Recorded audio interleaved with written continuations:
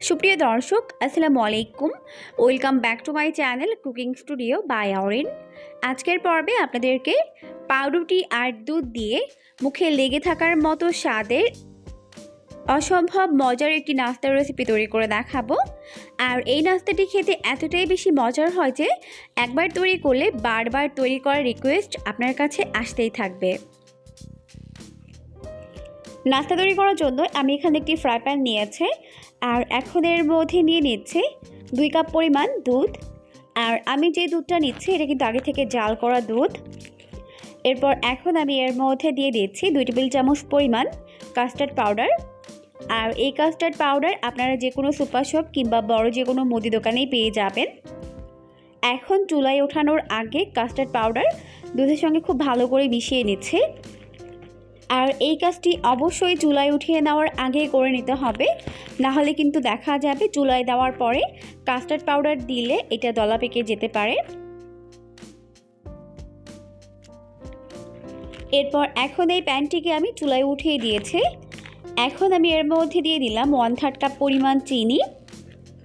এখন দুধের সঙ্গে চিনি খুব ভালো করে মিশিয়ে নিচ্ছে।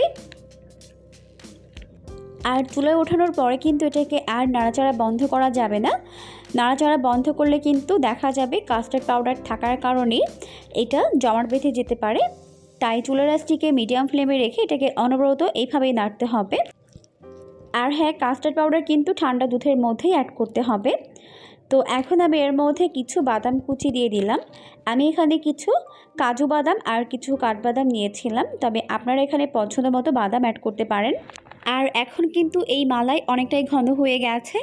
এখন এটাকে আমি চুলা থেকে নামিয়ে নিব, কারণ ঠান্ডা হয়ে গেলে কিন্তু এটা আরও কিছুটা জমে যাবে।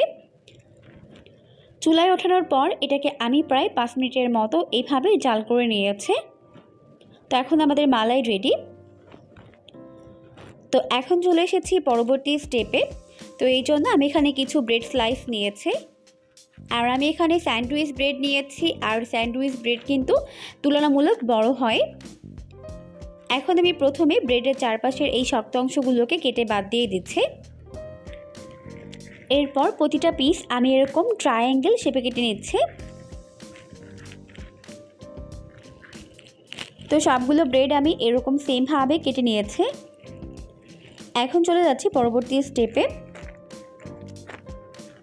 তো এই জন্য আমি এখানে প্রায় 1/4 কাপ অর্থাৎ 4 টেবিল চামচের মতো ফ্রেশ ক্রিম নিয়েছি।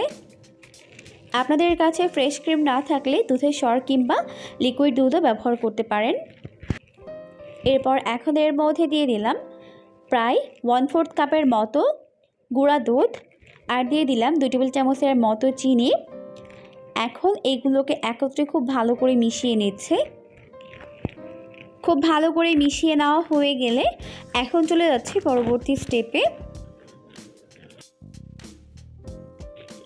তো এই জন্য আমি যেই ট্রায়াঙ্গেল শেপে ব্রেডগুলোকে কেটে রেখেছিলাম ওই ব্রেডের উপরে এইভাবে আমি এই পুরটাকে দিয়ে দিচ্ছি। এরপর এইভাবে স্প্রেড করে চারপাশে লাগিয়ে দিচ্ছে। এরপর ওপর থেকে আরও একটি ব্রেড স্লাইস দিয়ে দিচ্ছে। এরপর এভাবে একটু চেপে নিলেই হয়ে যাবে। তো ব্যাস তৈরি হয়ে গেল আমাদের একটি নাস্তা শেপ। তো সেমভাবে আমি সবগুলোকেই তৈরি করে নিয়েছি। এখন এইগুলোকে একটি প্লেটের মধ্যে নিয়ে নিচ্ছে। সবগুলো নাস্তা শেপ সেমভাবেই তৈরি করে নেওয়া হয়ে গেলে এখন এর ওপর থেকে আগে থেকে তৈরি করে রাখা মালাই দিয়ে দিচ্ছে। আর অবশ্যই মালাই এখানে ঠান্ডা করে ব্যবহার করতে হবে। মালাই যদি গরম থাকে তাহলে কিন্তু ব্রেডগুলো ছিঁড়ে যেতে পারে, তাই অবশ্যই মালাই ঠান্ডা করেই ব্যবহার করতে হবে। তো সম্পূর্ণ মালাই দিয়ে কভার করে নেওয়া হয়ে গেলে এখন আমি উপর থেকে এইভাবে আমন্ড বাদাম দিয়ে সাজিয়ে নিচ্ছি। এটা টোটালি অপশনাল। এখন এটাকে আমি ফ্রিজে নর্মাল পোর্শনে 30 মিনিটের জন্য রেখে দিচ্ছি। আর ডেজার্ট কিন্তু ঠান্ডা খেতেই ভালো লাগে। এখন 30 মিনিট পর এটাকে আমি ফ্রিজ থেকে বের করে নিয়েছি। আর এখন দেখুন এটা কত বেশি সফট হয়ে গেছে। এটা কিন্তু দেখতে অনেক বেশি ইয়াম্মি আর খেতেও হয় দারুণ মজার। অবশ্যই বাসায় ট্রাই করবেন, দেখবেন পরিবারের সবাই এটাকে অনেক বেশি পছন্দ করবে আর অনেক মজা করে খাবে। পরবর্তী ভিডিও দেখার আমন্ত্রণ জানিয়ে আজকের মতো বিদায় নিচ্ছি। সবাই অনেক বেশি ভালো থাকবেন। আল্লাহ হাফেজ।